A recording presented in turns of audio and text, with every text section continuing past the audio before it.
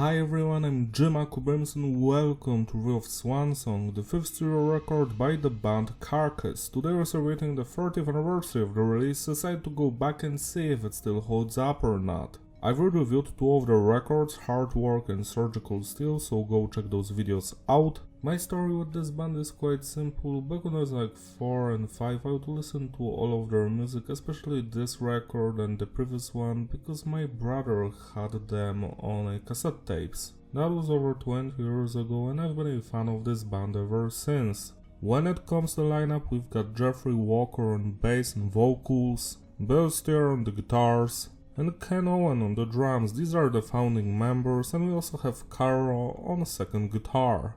This is his only release with the band.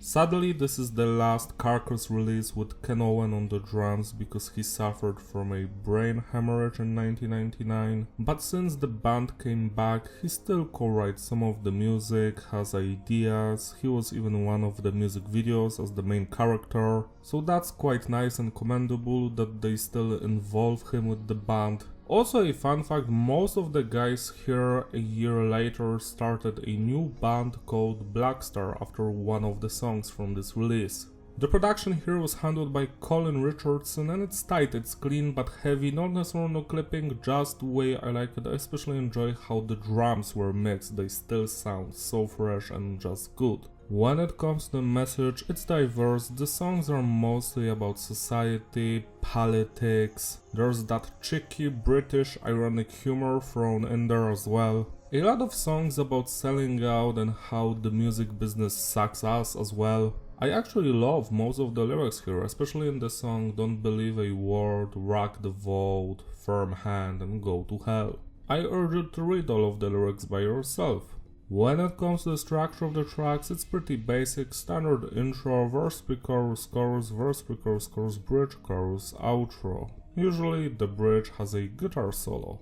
When it comes to the music genre, Swansong is a major shift in the band's sound from the melodic death metal style of Hard Work into death and roll territory. This is something that some of the death metal bands in the middle of the 90s were doing, like for example Gorefest did the same thing, Entombed, etc. Some of the death metal fanbase felt betrayed that the bands have sold out.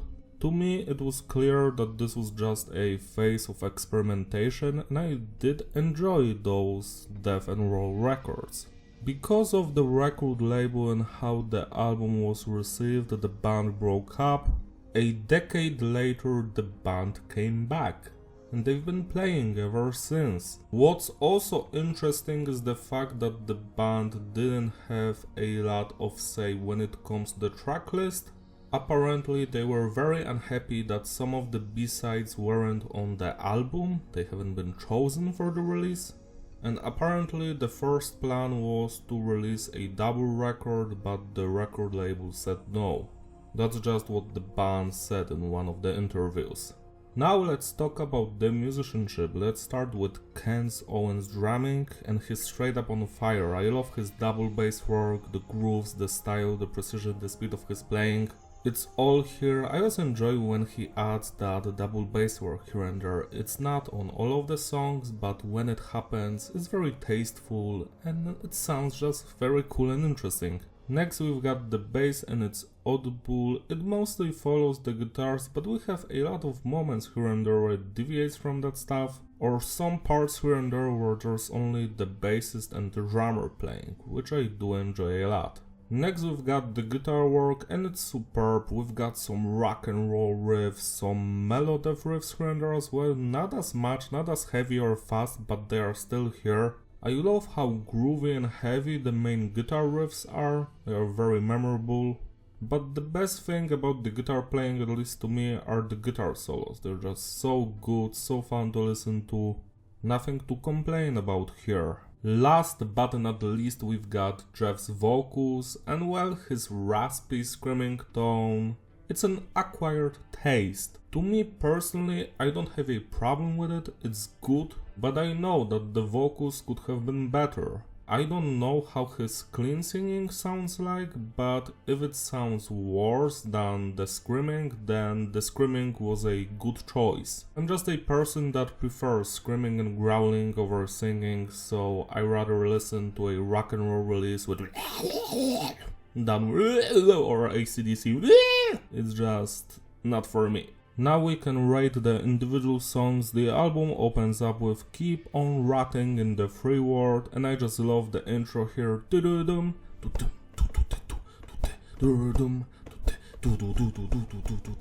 That bass work, that double bass work with the drummer and the bass is all of that stuff, I love it. It's one of my favorite songs of this release. I enjoy the verses, the chorus is quite fun. I know that some people do not enjoy it, but I do. The solo slaps. I did a Doom MIDI cover of this song for today's anniversary, so go check it out as well. 10 out of 10. Tomorrow Belongs to Nobody. Again, fantastic intro and main guitar riff. The guitar solo impeccable, but the chorus could have been slightly better. Still, this is a fantastic song, 9 out of 10. Blackstar, this one I've heard that the fans actually do enjoy it. Me on the other hand, I feel like it could have been slightly better.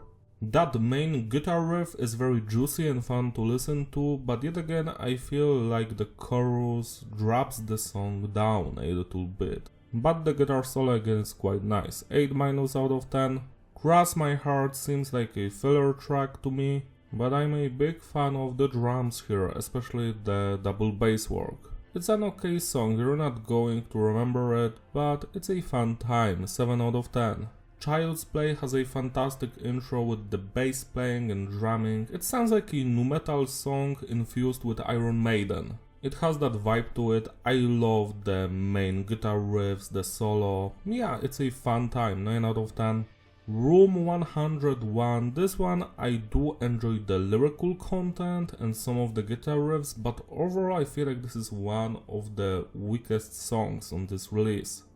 It just isn't that interesting to me. As I have heard the B-sides, I just don't understand logically how this is on the album. 7 minus out of 10. Polarized has fantastic lyrics and the main groove is impeccable, the guitar solo yet again slaps. 8 minus out of 10.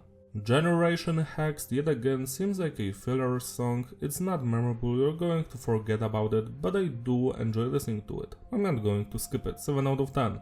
Firm Hand, this one brings some heat back. I love the chorus and the guitar solo, some of the riffs. Yeah, it's a great song, 8 out of 10. Rock the Vote, this one has more cowbell. We need the cowbell energy. Pom, pom, pom, pom. It's almost a perfect song to me because I do enjoy almost every second of it. 9 plus out of 10. Don't Believe a Word is my favorite song of this release. It's heavy, it's straight to the point. It might have been a B-side from Hard Work, just slightly reworked into a Swansong song. Because the riffs seem a little bit more darker than usual, and I do love the lyrical content here as well, and just every section in this song slaps. 10 out of 10. And the final track, Go to Hell, this one when it comes to the intro and verses sounds very similar to the first track, Keep On Rotting. Not sure if this is accidental or on purpose, but I do enjoy that fact that the first song and the last one have similar vibes and tempo and melodies. It's not as good as Keep On Rotting, but I do enjoy it. It's one of the highlights of this release as well. 9 out of 10. Death Rider Da is a Japanese bonus track, and this is just Rock the Vote with producer Colin Richardson doing vocals in the background, which are hilarious. This is not a song, it's also not a sandwich. I don't know why this exists, to be quite honest. Da out of 10. Now let's talk about the 5 B-side songs that didn't make the cut for Swansong for some reason. I still don't understand why. The first one, Edge of Darkness, this one has a fantastic main guitar riff, it's just superb. The chorus slaps, the bridge could have been slightly better. I do enjoy this song and I don't understand how this is just a B-side. 8 out of 10.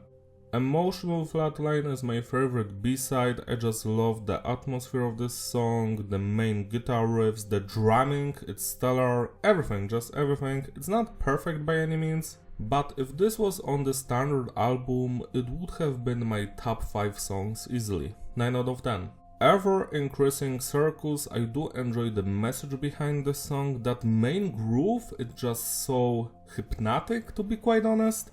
Yet again, I don't understand how this was left out of the release. 8+ out of 10. Blood Spattered banner or Splattered, I don't know. This one, well, I feel like the lyrics are quite good, but the music is a little bit generic. Like, this sounds like a B-side and it should have been a B-side. 7 out of 10.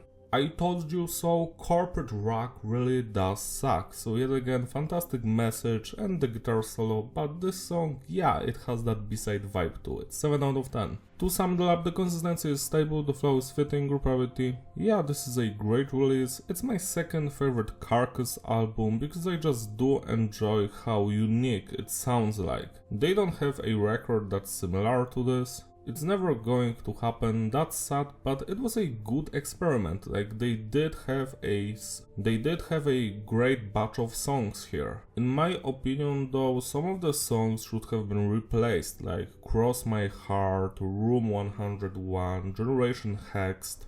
This stuff shouldn't be on the record. You know what should be on the record? Emotional Flatline, Edge of Darkness, and Ever-Increasing Circles. These songs deserve some spotlight. The highlights for me are Don't Believe a Word, Keep on Ratting, Rock the Vote, Firm Hand, Tomorrow Belongs to Nobody, Child's Play, Emotional Flatline, Ever-Increasing Circles, Edge of Darkness, Go to Hell, Polarized, and that's it. Celebrating received by spinning this record today, it deserves your love and attention. If you enjoyed this video, give it a like and subscribe.